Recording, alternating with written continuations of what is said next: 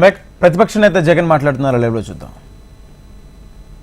ఈ క్రాప్ వచ్చింది వైఎస్ఆర్సీపీ ప్రభుత్వంలోనే. ఈ క్రాప్ ద్వారా పారదర్శకంగా ఉచిత పంటల బీమా తీసుకొచ్చింది వైఎస్ఆర్సీపీ ప్రభుత్వంలోనే. దళారీల వ్యవస్థే లేకుండా ఆర్బీకేల ద్వారానే కొనుగోలు చేసే పరిస్థితి ఎప్పుడు వచ్చింది అని అంటే వైఎస్ఆర్సీపీ ప్రభుత్వం. ఈరోజు నేను చెప్తా ఉన్నా, అన్ని వ్యవస్థలు ఈరోజు తిరోగమనమే. అన్ని వ్యవస్థలు ఈరోజు రైతన్నలు ఈరోజు ధాన్యం కొనుగోలు కార్యక్రమం ప్రతి రైతు కూడా 1720 రూపాయలు బస్తా అయితే ఎంఎస్పి ప్రకారం రావాల్సిన రేట్ అయితే 300 నుంచి 400 రూపాయలు తక్కువ రేటుకు ఈరోజు రైతు అమ్ముకోవాల్సిన పరిస్థితి. ధాన్యం కొనుగోలు చేయాల్సిన సమయంలో కొనుగోలు చేయడం లేదు. రైతుల దగ్గర నుంచి ధాన్యం దళారీలు కొంటా ఉన్నారు, కనీసం 300 రూపాయల నుంచి 400 రూపాయలు తక్కువ రేటుకు. ఈరోజు పరిస్థితి. ప్రతి క్వార్టర్ అయిపోయిన వెంటనే ఫీజులు చెల్లించే పరిస్థితి. విద్యా దీవెన నుంచి, వసతి దీవెన నుంచి ఇప్పటికీ 3 క్వార్టర్స్ అయిపోయినాయి. 4వ క్వార్టర్ ఈ డిసెంబర్కి అయిపోతుంది. జనవరికి వచ్చేసరికి 4 క్వార్టర్ల ఫీజులు, విద్యా దీవెన డబ్బులు పెండింగ్, బకాయిలు. పిల్లలను కాలేజీలకు రానివ్వడం లేదు. కాలేజీ యాజమాన్యాలు పిల్లలను వెనక్కి పంపించే కార్యక్రమం జరుగుతూ ఉంది. బడులకు పోవాల్సిన పిల్లలు, కాలేజీలకు పోవాల్సిన పిల్లలు ఈరోజు పంట పొలాలలో ఈరోజు పని చేసుకునే పరిస్థితిలో, వాళ్ళ కుటుంబానికి తోడుగా ఉంటూ పనులు చేసుకునే పరిస్థితిలోకి ఈరోజు వచ్చారు. 2800 కోట్ల రూపాయలు విద్యా దీవెన బకాయిలు, ఫీజు రీయింబర్స్మెంట్ బకాయిలు. 1100 కోట్ల రూపాయలు వసతి దీవెన బకాయిలు. ఆరోగ్యశ్రీ బిల్స్ నెట్వర్క్ హాస్పిటల్స్కి ఇవ్వాల్సింది మార్చి నుంచి పెండింగ్. 2200 కోట్ల రూపాయలు దాటాయి బకాయిలు. ఆరోగ్య ఆసరా ఊసే లేదు. 104, 108 పడకేసింది. ప్రతి వ్యవస్థ ఈరోజు వాలంటీర్లను మోసం చేసి, ఎన్నికలప్పుడు 10,000 ఇస్తామని చెప్పి రకరకాలుగా మభ్యపెట్టి, వచ్చిన వెంటనే ఫస్ట్ ఉద్యోగాలు పోయినట్టు ఎవరి అంటే వాలంటీర్లే. గ్రామ సచివాలయం పరిస్థితి ఎలా ఉందో ఎవరికి తెలియని పరిస్థితి. అగమ్య గోచరంగా ఉంది వాళ్ళ పరిస్థితులు.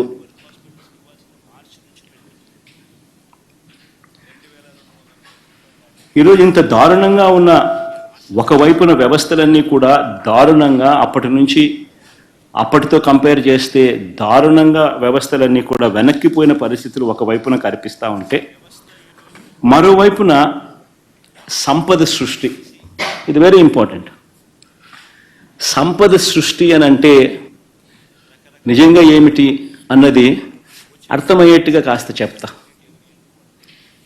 రాష్ట్రానికి ఉన్న ఆదాయాలను ఇంకా అదనపు ఆదాయం రాష్ట్రానికి వచ్చే విధంగా ప్రభుత్వం ఏదైనా కార్యక్రమాలు చేయగలిగితే దానిని సంపద సృష్టి అని అంటారు. అందులో భాగంగానే రాష్ట్రం పురోగతిని మనసులో పెట్టుకొని, రాష్ట్రం ఫ్యూచర్లో ఇంకా ఎక్కువ డబ్బులు సంపాదించే మార్గాలు ఎక్కడున్నాయి అని చెప్పి ఆలోచన చేసి, సంపద సృష్టి అన్నది నిజంగా జరిగింది ఎప్పుడు అని అంటే వైఎస్ఆర్సీపీ ప్రభుత్వంలో మాత్రమే జరిగింది. ఆంధ్ర రాష్ట్ర చరిత్రలో ఎప్పుడు చూడని విధంగా గవర్నమెంట్ రంగంలో 3 కొత్త పోర్టులు, సీ పోర్ట్స్, దాదాపుగా 12,000 కోట్ల రూపాయల పై చిలుకుతూ 3 కొత్త పోర్ట్లు, 12-13 వేల కోట్ల రూపాయలతో 3 కొత్త పోర్ట్లు నిర్మాణం వేగంగా కూడా సాగి, దాదాపుగా ఒక పోర్టు అయితే 65%, మరో పోర్టు దాదాపుగా 30-40%, ఇంకొక పోర్టు దాదాపుగా 25-30% పూర్తి కూడా అయిపోయింది అప్పటికే. ఈరోజు ఆ పోర్టులు కన్నా పూర్తవుతే, ఆ పోర్టులకు ఫండింగ్ కూడా సమస్య కాదు. దానికి సపరేట్గా మ్యారిటైమ్ కార్పొరేషన్ క్రియేట్ చేసి దానికి సపరేట్ ఫండింగ్ ఆర్గనైజ్ చేసి సపరేట్గా దాని ఫండింగ్ ఎలాంటి ప్రాబ్లం లేకుండా చేసినాం. ఆ పోర్టులు పూర్తవుతే ఈరోజు ఒక శ్రీశైలం కట్టాలని అంటే అప్పట్లో 900 కోట్లు 600 కోట్లు అయి ఉండొచ్చు. ఈరోజు అదే శ్రీశైలం కట్టాలంటే 50,000 కోట్లు తక్కువ కాదు. That is the value of assets. ఈ పోర్ట్లన్నీ రేపు పొద్దున లక్షల కోట్లకు వాల్యూస్ అవుతాయి. ఈ పోర్ట్లు కానీ ఈ మెడికల్ కాలేజెస్ కానీ ఇవన్నీ కూడా 17 కొత్త మెడికల్ కాలేజీలు కడతా ఉన్నాం. 17 కొత్త మెడికల్ కాలేజీలు, 5 మెడికల్ కాలేజీలు మా హయాంలోనే పూర్తయ్యాయి. మరో 3 మెడికల్ కాలేజీలు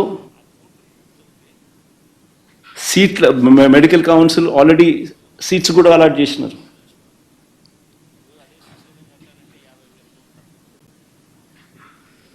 ఇలాంటి ప్రాజెక్టులు పూర్తవుతే దానిని సంపద సృష్టి అని అంటారు. ఇవి అందుబాటులోకి వస్తే రాష్ట్రానికి అదనపు ఆదాయాలు వస్తాయి. ఒక సీపోర్ట్ వస్తే ఆ సీపోర్ట్ చుట్టుపక్కల ప్రాంతాలన్నీ కూడా అభివృద్ధి చెందితే దానివల్ల జిఎస్డిపి పెరుగుతుంది, ఉద్యోగాలు వస్తాయి, పెరుగుదల కనిపిస్తుంది. మెడికల్ కాలేజీలు వస్తే ఖర్చులు తగ్గుతాయి, టెరిషరీ కేర్ అవైలబుల్గా ఉంటుంది.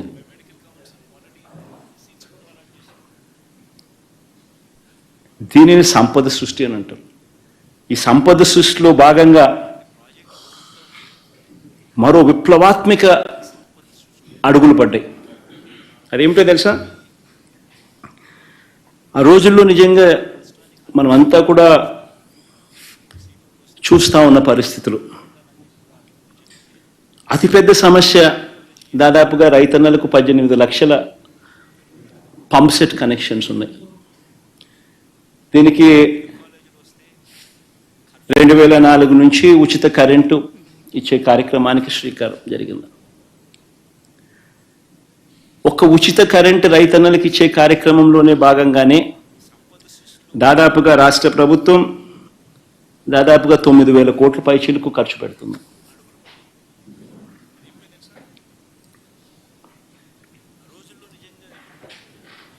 ఈ దాదాపుగా ఇలాంటి పరిస్థితుల్లో చంద్రబాబు నాయుడు గారు 5 సంవత్సరాల పరిపాలన చూశాం. నిజంగా చంద్రబాబు నాయుడు గారి పరిపాలనలో 5 సంవత్సరాలలో ఏ స్థాయికి తీసుకొని పోయాడు అని అంటే ఈ డిస్కాముల పరిస్థితి నిజంగా రైతన్నలకు ఉచిత కరెంట్ అన్నది ఒక డ్రీమ్. రైతులకు నిజంగానే పెట్టుబడి అన్నది రైతన్నకు తగ్గించగలిగితే రైతన్న ఆదాయాలు పెరుగుతాయి. అందులో ఉచిత కరెంట్ అన్నది it plays a very important role.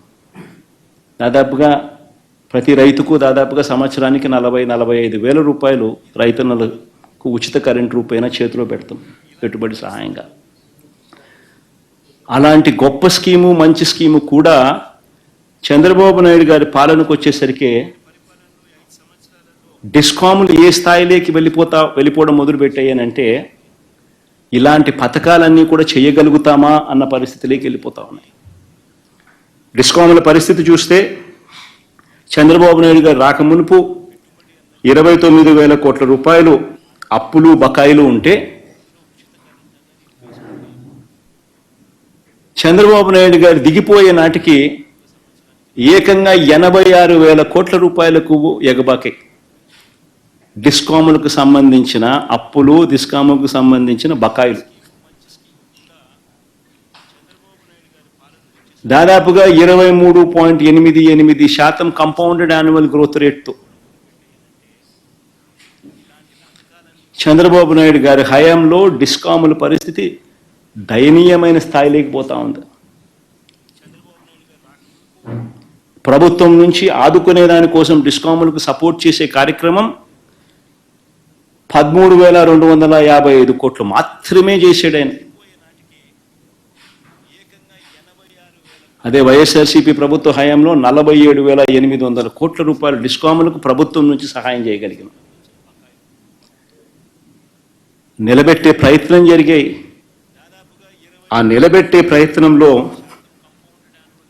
భాగంగానే పగటిపూటే రైతన్నలకు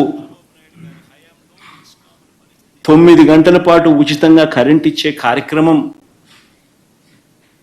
జరిగిస్తూ అదేవిధంగా రాష్ట్ర ప్రభుత్వం మీద డిస్కాముల మీద భారం పడకుండా మరో 25 సంవత్సరాల పాటు